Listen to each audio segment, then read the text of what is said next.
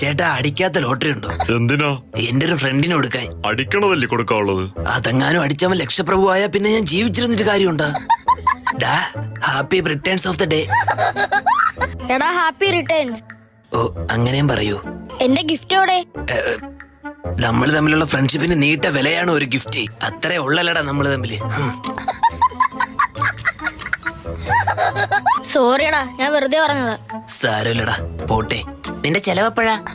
Night മന്തി. കൊറേ variety മന്തി കഴിച്ചിട്ടുണ്ട്. ആദ്യമായിട്ടാണ് നൈറ്റ് മന്തി. എവിടെ കിട്ടും അത്?